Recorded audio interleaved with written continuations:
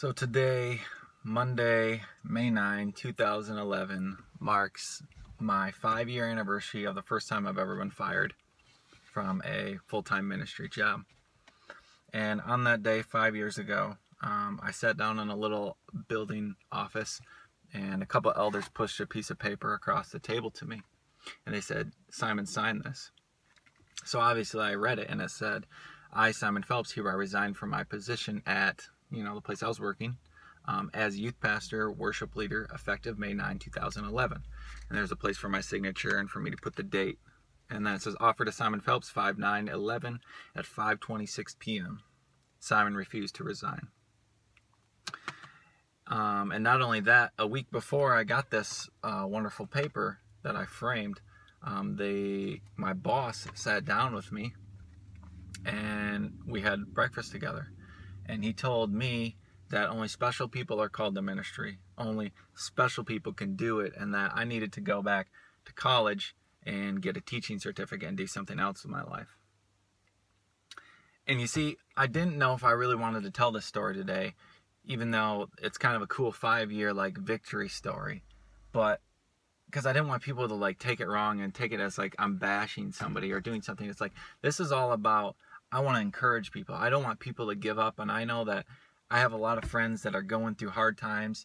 I just recently got a message from one that kind of just wants to give up and doesn't want to do ministry anymore. And I just want to say, I know what it's like. I know what it's like when people are really mean and try to tear you down and want to just crush you. And it's you can't give in to that, because when God calls you to something, it doesn't matter what people think. When God says, "I have this for your life," what are you going to say? You're going to say, "Well, this person says I can't"? Because last time I checked, God drives the car, not the naysayers in your life. And when I was thinking about saying this, we're actually going through one of my favorite books, or probably my favorite book. It's Love Doves by Bob Goff, and he writes this about your calling, pretty much. It says, "I once heard somebody say that God had closed the door on an opportunity they had hoped for. But I've always wondered if, when we want to do something that we know is right and good, God places that desire deep in our hearts because He wants it for us and it honors Him. Maybe there are times that we think a door has been closed, and maybe instead of misinterpreting the circumstances, God wants us to kick it down. Or perhaps just sit outside it long enough until somebody tells us we can come in." And I just want to say that to everyone that might be getting told that's not God's call for your life. You can't do that. You can't leave your family and friends and go do something in another state, in another country. You can't quit your job because you don't have the money to pay for those bills.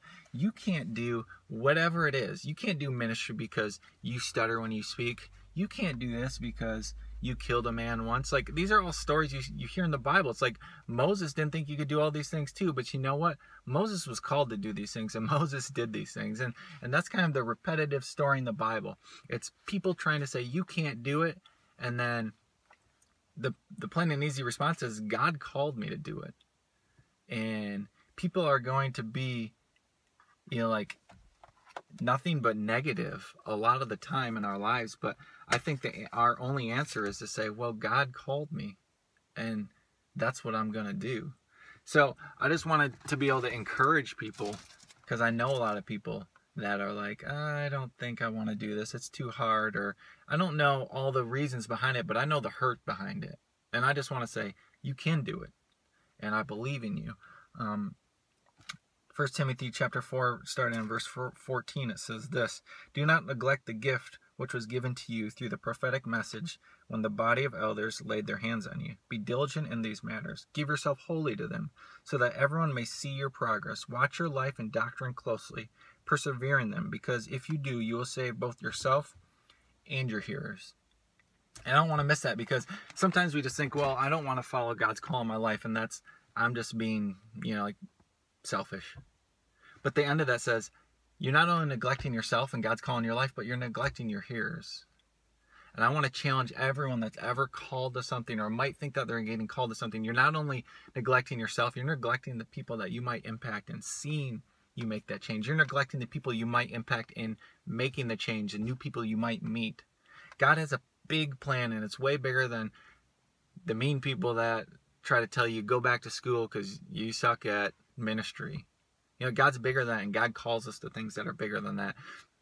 So that's why I chose to frame this. I just framed it the other day. I went to Salvation Army and said, you know what? I'm keeping this. I'm putting it on the wall. And it's a reminder that, like, God's calling comes first in my life. Even when everyone else says something different and I'm down on life, it's like, you know what? No. God called me to do this. And I want to tell everyone else that think God's calling them to do something and might have trouble with it right now. It's like, do it.